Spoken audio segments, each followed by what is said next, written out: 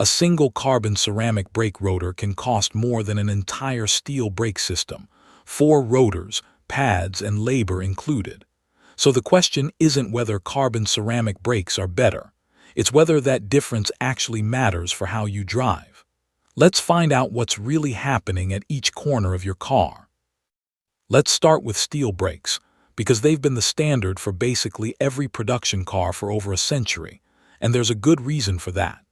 Steel rotors are made from cast iron, an alloy of iron mixed with carbon and small amounts of other elements to control hardness and heat behavior.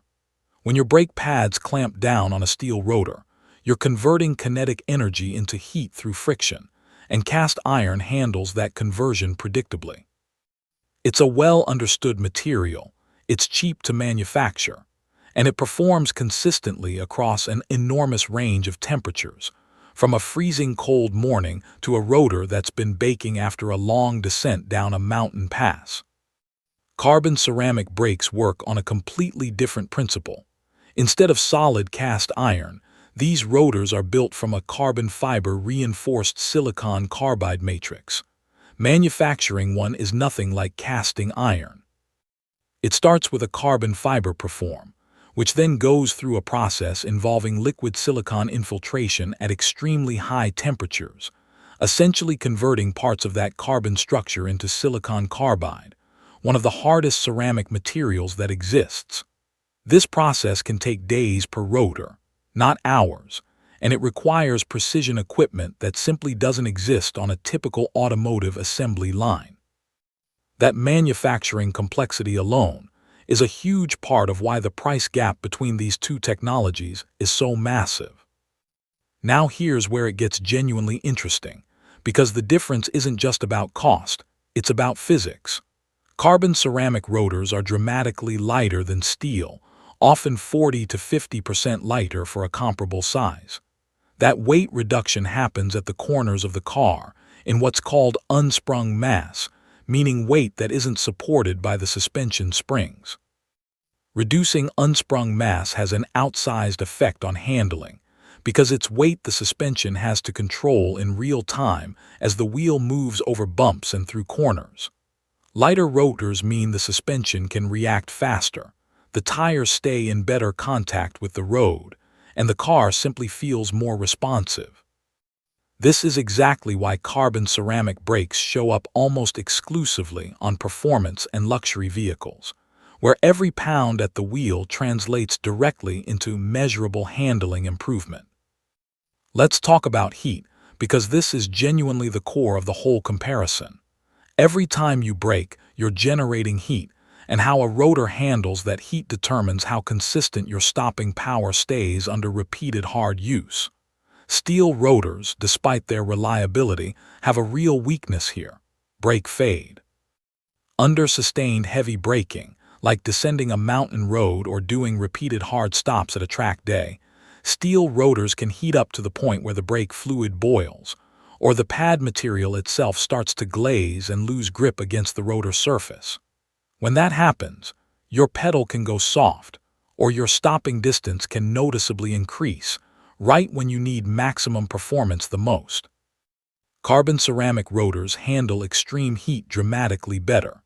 Silicon carbide has an incredibly high thermal tolerance, and these rotors can operate at temperatures that would cause steel rotors to warp, crack, or fade significantly. That's why you'll see carbon ceramic brakes standard on high-performance sports cars and race-derived vehicles, cars that are genuinely expected to handle repeated hard braking from extreme speeds without any drop-off in stopping power. For a track car doing lap after lap, that heat resistance isn't a luxury, it's the entire point. But here's the twist that surprises a lot of people. Carbon ceramic brakes actually perform worse than steel in one very specific situation: cold weather, low speed, everyday driving. These rotors are engineered to reach peak performance at high operating temperatures. When they're cold, the friction coefficient between the pad and rotor is actually lower than a steel setup.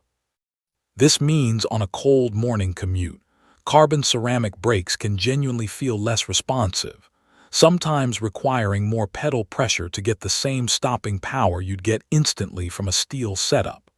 For daily driving in stop-and-go traffic, where rotors rarely get hot enough to hit that ideal performance window, you're not even accessing the advantage you paid for. Let's talk about wear and longevity, because this is where the ownership story gets complicated. Steel rotors wear down steadily over tens of thousands of miles, and when they do wear out, replacement rotors are relatively inexpensive, sometimes under $100 each for common vehicles. Carbon ceramic rotors, when used within their intended performance range, can actually outlast steel rotors significantly, sometimes lasting the entire lifespan of the vehicle under normal use. But when they eventually do need replacement, that cost can run into the thousands of dollars per rotor. And there's a nasty catch. Carbon ceramic rotors are extremely durable against heat and wear, but they're comparatively fragile against physical impact. A pothole strike or curb impact that a steel rotor would shrug off entirely could crack a carbon ceramic rotor, forcing an incredibly expensive replacement from damage that would be a non-issue on a standard steel setup. Pad compatibility is another layer people rarely think about until they're already deep into an upgrade. Carbon ceramic rotors aren't just a drop-in swap for any brake pad sitting on a parts store shelf. They typically require specific pad compounds engineered to work with that ceramic surface, and using the wrong pad material can actually accelerate wear on both the pad and the rotor instead of protecting them. Steel rotors, by comparison, are far more forgiving.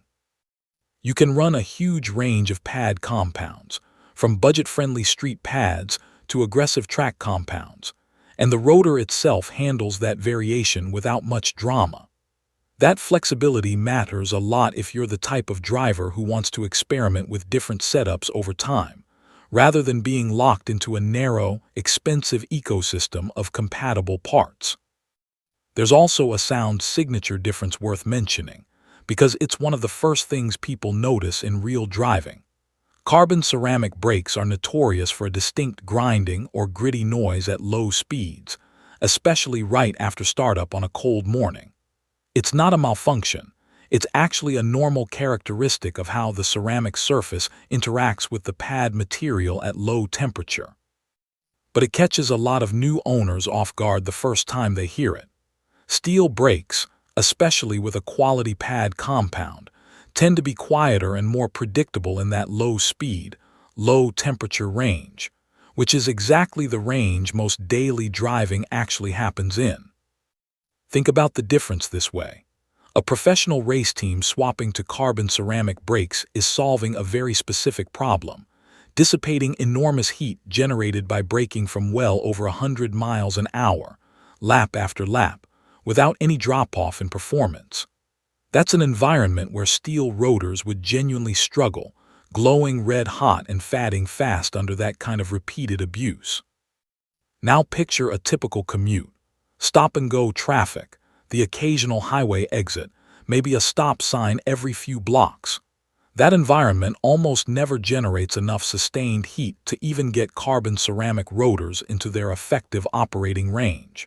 You'd essentially be carrying race-derived technology into a scenario it wasn't built to shine in.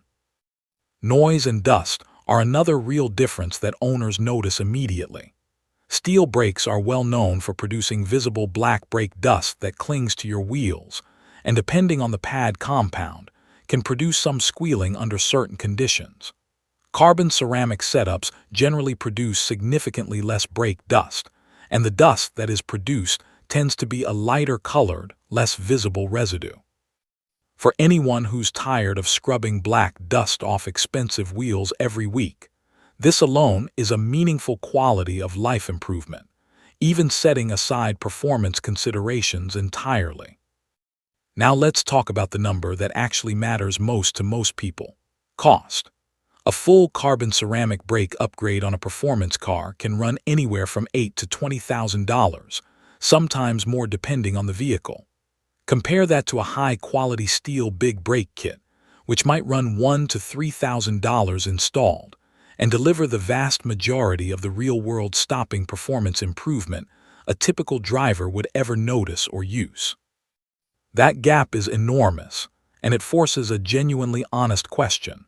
Are you paying for performance you'll actually use, or performance that exists mostly on a spec sheet? So who actually benefits from carbon ceramic brakes? Track day enthusiasts doing repeated hard braking sessions from high speed genuinely benefit from the heat resistance and fade resistance these rotors provide. High-performance sports car owners who value the unsprung weight reduction for handling precision get a real, measurable difference in how the car responds. And honestly, some buyers simply want the badge of having top-tier components on their car, and that's a valid reason too, even if it's not strictly about physics. But for the overwhelming majority of drivers, daily commuting, highway trips, occasional spirited driving on a weekend, a well-built steel brake system with quality pads delivers essentially all the stopping performance you'll ever actually use. You're extremely unlikely to generate the sustained extreme heat that carbon ceramic rotors are specifically engineered to handle, which means you'd be paying an enormous premium for a performance ceiling you'll never reach, while dealing with reduced cold weather responsiveness and a catastrophically expensive repair bill if you clip a curb wrong. At the end of the day, this comes down to matching the technology to how the car is actually going to be used. Steel brakes are reliable, affordable, predictable across every temperature range, and genuinely capable of handling anything a typical driver, or even a fairly aggressive driver, will throw at them on public roads. Carbon ceramic brakes are a specialized tool, engineered for extreme heat, repeated track abuse, and shaving unsprung weight at the corners, benefits that are real, but only real if you're actually driving hard enough to unlock them. If you're not tracking your car regularly, or hauling it down mountain switchbacks at speed, that upgrade isn't really upgrading your driving experience. It's upgrading a spec sheet you'll probably never fully use. So before you spend the price of a used car on rotors alone, ask yourself honestly how you actually drive, not how you wish you drove. The engineering behind carbon ceramic brakes is genuinely impressive, but impressive engineering only pays off when it's matched to the right job.